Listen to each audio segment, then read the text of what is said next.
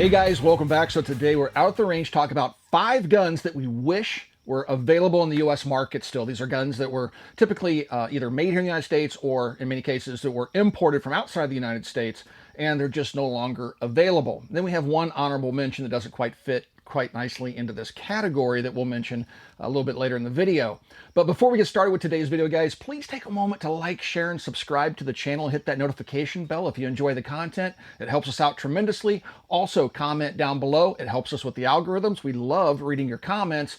And I'm going to ask you guys, which firearm is no longer available on the U.S. market you wish would come back to the U.S. market? All right, with that being said, let's get started with today's video. I'd like to take a moment to thank our friends over at primaryarms.com for helping to make today's video possible. If you've not checked out their store before, please swing by and check out primaryarms.com. They sell a lot more than Primary Arms optics. They sell clothing, backpacks, firearms accessories, firearms themselves, and so much more. They generally have a pretty good stock. Their prices are usually really good as well. They ship fast as well. I've been doing business with them for years, so please swing by and check out primaryarms.com. All right, let's get this party started with the HK93. This is a roller delayed rifle at chambers 5.56 or 223, and it really needs no introduction. Obviously, the HK94, the 9mm version, and the HK91, the 30 cal 308 version, were also imported, but they've also been made and imported into the United States after HK stopped producing the HK93s for the U.S. market. So we have companies like PTR that are manufacturing 308s, and we have, and I believe they're also doing 9mm. We've shot one of their 9mm here on the channel. We also have the MKE guns that are still coming in out of Turkey, and those are 9mm. I know that when Zenith was doing the importation, they were talking about possibly doing a 5.56. They did bring in some pistols for a short time, but those stopped, dried up, and now they're impossible to find. So I always wondered why a company like PTR didn't tool up to produce this rifle. Now, Century Arms did start making guns from parts kits. We actually got our hands on one, and the sights were so wonky, typical Century Arms manufacturing, unfortunately. The sights were so wonky, the gun couldn't be zeroed. And so that was the end of that little experiment. So being able to get one that's of really good quality, German quality, would be something I think the U.S. market would welcome back tremendously. The roller delay system is unique. It's a development from World War II that came out of Germany. And, you know, it was adopted by the Spanish, who came up with the SETME, who then licensed the production to HK in Germany so they could build rifles for their own military, starting off with a 308. But this gun would also be used for export and things like that. Really, really cool gun, very soft shooting. You guys probably need no introduction to the gun. You have a magazine release right here. This one has the optional carry handle on it, which just pops on over the receiver. It has a non-reciprocating charging handle that you can lock open. Take a, you know, they have 25, 30, and even 40 round magazines available for these. Lock the magazine in, drop the bolt, and she's ready to fire. Has the diopter sight system on it, which is a really good sight system. Now this one I have both stocks for. This is the collapsible stock. So if you want to collapse the stock, you push this little lever by your index finger and collapse the stock. When you want to deploy it, just push on the button with your finger going this way and give it a yank, and it'll go out to its extended position. It's a one position stock. Very easy to maintain. If you think the AR-15 is a dirty rifle to shoot because it poops where it eats, you haven't shot an HK91 or HK93 or an HK94. Extremely dirty guns, but carbon, as we've demonstrated in the past with the BCM test, isn't necessarily a problem for a firearm. So one gun we would definitely love to see back on the U.S. market. All right, guys, I'm going to be looking for those comments down below. I'm looking forward to seeing what you guys are going to recommend for a gun you'd like to see come back to the U.S. market. So the next gun I want to talk about is a gun I think a lot of you guys are going to agree would be really cool to see back on the U.S. market, and that is the FNC. This rifle has a pretty interesting story behind it. It was developed in the 1970s. It was submitted to NATO trials, and it was withdrawn. It had some reliability issues, but over time FN worked the kinks out of the gun. Ultimately, Indonesia, the Swedes, and even Belgium and other countries would go ahead and adopt the rifle either for military use, paramilitary use, or law enforcement use. It was imported to the United States. It is a 5.56 rifle. It would be the next step from the FAL that the Belgians produced at FN. So this would be their submission for 5.56. And yeah, a very, very interesting rifle. It borrows pretty heavily from other designs. It hinges open like an AR-15, but that's about as far as it hinges open. It has a push pin in the front as well. It has a system internally. I'm not going to take it apart. There's plenty of videos out there about the FNC, but internally it's AK-ish on the inside, and it's got a machined aluminum lower, stamped upper. It's available with either a folding stock or the fixed stock like you see here, 2-position gas regulator, and has a flip-up grenade system. And it's just a really nice, well-built rifle. It does have a reciprocating charging handle. The fire controls are on the left-hand side of the gun. And it did have its own magazines. And up until recently, you were able to buy brand new produced magazines like this that were specifically for the FNC, but the gun also uses a standard Stenag magazine, so you don't need to use the FN brand mags.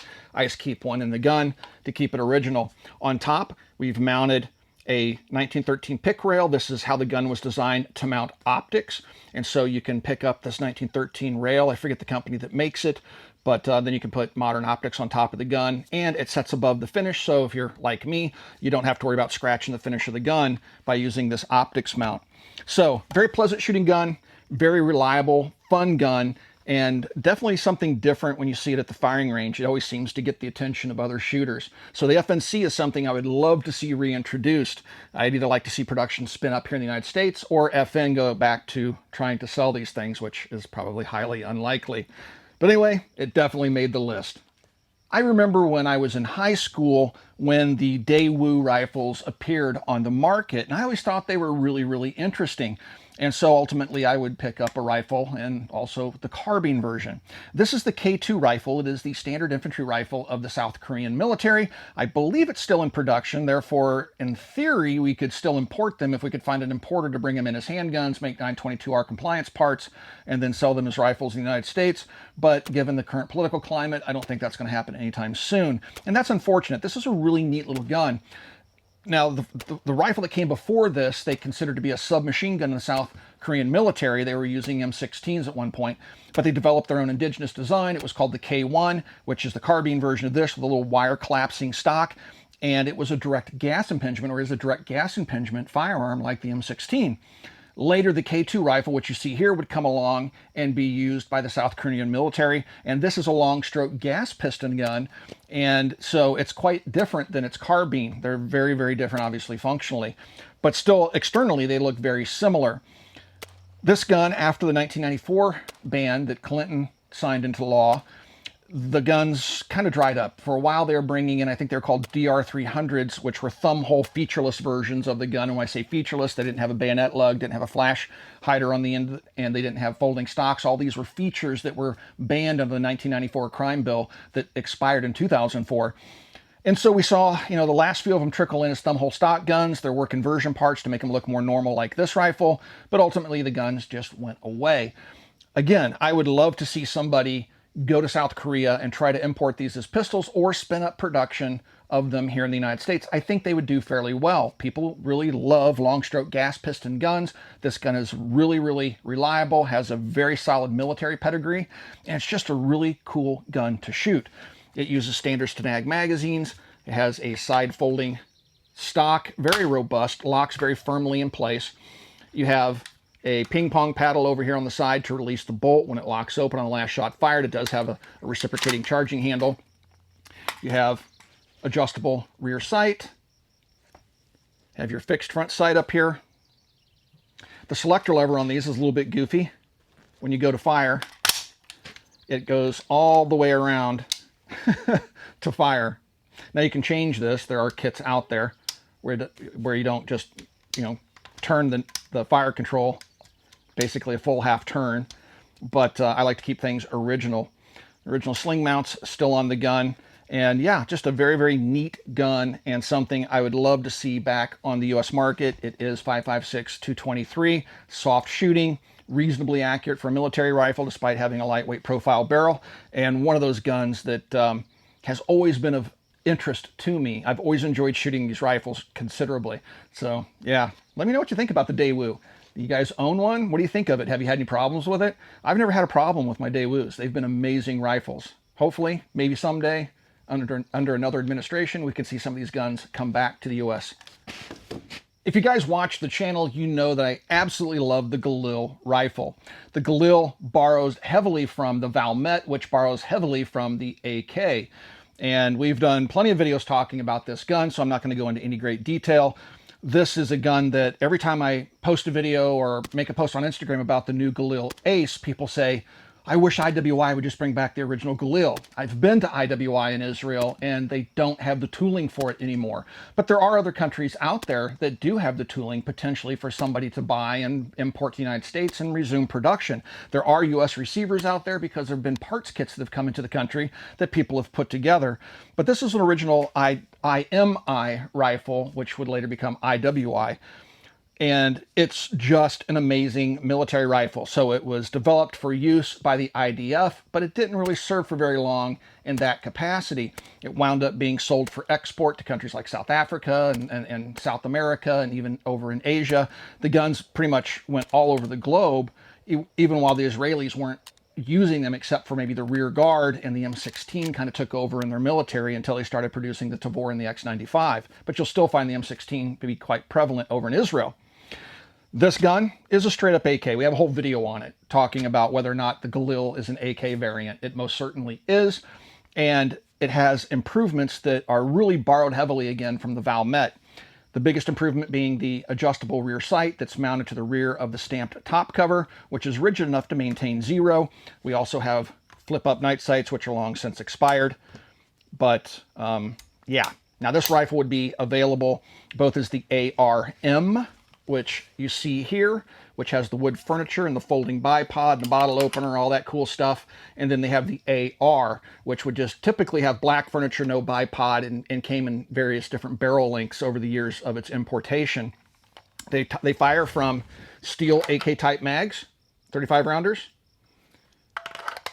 And what's kind of interesting about this is that if you watch, I can control the fire controls with a thumb lever over here on the left-hand side of the receiver. And the Bulgarians would also adopt that. They made rifles that had the selector lever as well.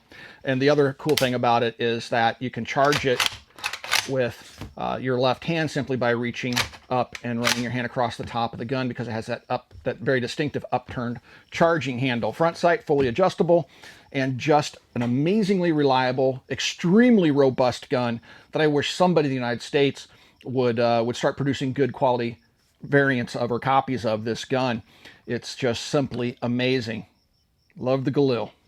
Given the recent attention that the ACR has been given on YouTube, this gun's probably familiar to you guys that are watching the video right now. The ACR originally started life as a Magpul product, and they were developing a new weapon system that basically from the ground up would be a multi-caliber gun that would be somewhat modular in nature. And the Masada was something that we were all excited about. We saw them, prototypes in 7.62x39, of course, 5.56, and people were just really, really excited about the gun. Well, before Magpul finished development of the ACR, they sold it to Bushmaster. And I have, from a very highly placed source from Magpul, from back in the day when this transaction took place, gave me the inside story on it. Bushmaster didn't finish the development of the gun. When Magpul sold the gun to Bushmaster, it was 95% done. It still needed some final R&D and testing to be done and a few changes and tweaks to be made. But Bushmaster went straight into production with it, and it had some issues early on. For example, if you'd prone out and push down on the magazine and fire it, it could cause a malfunction and things like that. Remington ultimately, the Remington Outdoor Group, which is now defunct, ultimately bought the rights to the gun, and they screwed it up really bad. So the Bushmaster rifles, ultimately like this one, were some of the best that were made of this design. When Remington got their hooks into the design, they just absolutely destroyed it by cheapening it out and messing with it and making it unreliable. We have a video up talking about one of the new ACR pistols that came into copper that we were playing with that had all sorts of problems, from the barrel coming loose to being unreliable. So it was just an unfortunate series of events that ultimately led to this rifle being dropped and no longer in production. Now, it's been said that Franklin Armory purchased the rights in bankruptcy court, federal bankruptcy court, and in my research, based on a guns.com article from, I believe, February 15th of 2021, from what they could gather from court documents, the TDP, or the technical data package for the ACR, was not included in the purchase by Franklin Armory. So I see a lot of chatter online about Franklin Armory resuming production of the ACR. I don't know if that's true or not. I can't get a definitive answer one way or the other. But it would be awesome to see this gun come back. It would be awesome to see somebody that's capable of doing it finish the engineering on the gun and make it what it truly could be, and that's a multi-caliber rifle with, quick change barrel, a polymer side folding stock. This ACR stock has been used on multiple different firearms because it's such a good product. Magpul continued to make these throughout the entire product's life. It has a metal upper, polymer lower. There's triggers out there for it. There's other accessories. People are making lighter weight profile barrels for them. One of the things that people complained about the ACR was that it was nose heavy, and most of that, as I demonstrated, 10 years ago in my SCAR versus ACR video, that if you take the barrel out of the SCAR and take the barrel out of the ACR, the rest of the guns are about the same weight. So using this M4 profile barrel was kind of a mistake they never fixed. And so using a pencil weight barrel will get that weight down, and a few other changes, and I think this would be a world-class firearm. It's definitely one of my favorite guns from the past, and yeah, let's hope that somebody picks up the ball and runs with it with regards to the ACR so we can see this thing reintroduced to the U.S. market. All right, guys, it's time for that honorable mention, and that is the HK 416 that never really showed up on the U.S. market. The MR556A1 is a close attempt. The early generation rifles had heavy barrels and things like that, that it just wasn't a 416. And over time, HK has listened to the US market and slowly evolved the MR556A1 into a better rifle, but it's still not a 416 clone. So people have gone out, have taken MR556A1s and gone out and tried to buy parts kits for HK 416s. Some companies like Brownells, who manufactured the barrel for this one, and other components, they stepped up to make, clone parts so people could do clone builds of the 416, but HK has never offered a straight up 416 semi-automatic rifle on the US market. So that's one gun I would love to see HK actually spin up production for here in the United States, and so it wouldn't be subject to 922R, wouldn't be subject to any importation bans, and just make this thing for the US market. They would sell like hotcakes. HK, if you're listening, make a clone that looks like this. And I know you're already selling the MR556A1s as fast as you can make them, but you would sell these even faster. You could stop production of everything else you make and totally focus on this and make millions of dollars. But I don't think HK is going to do it. And that's what really stinks. So it'd be cool to see an HK 416 pop up on the US market, that you don't have to use various clone parts or spend tons of money buying parts kits to assemble a gun that looks like a 416. It'd be nice to finally just have one, right? I think you guys could agree with that. The 5 plus the extra 1 gun that we showed you in today's video are guns obviously we'd like to see back on the US market, but let's be honest here. I want them all back. I want the Chinese AKs back. I want the Russian AKs back. I cannot stand the fact that our elected officials, and in particular the BATF, have constantly clamped down and made it just nearly impossible for us to get firearms from overseas. So I would love to see not just the 6 guns you saw here in today's video reintroduced. I'd like to see all the guns that we've lost over the decades reintroduced, assuming they're still in production, and just get the ATF off our Second Amendment communities back. With that being said, I hope you guys enjoyed today's video. If you'd like to support us and our effort to bring you content like this, consider becoming part of our Patreon family. You get direct access to me. I answer all private communications. You also get early access to videos like this one, and we've built an online community over there that you can take part in. So there's a link down below. Click that link and consider becoming part of our Patreon family. Also, right here on YouTube, there's a little join button under the video player you're watching right now. Mash that join button and consider supporting us here on YouTube. And last but not least, guys, please swing by and check out coppercustom.com. Thank you for 13 years of support. We'll talk to you guys soon.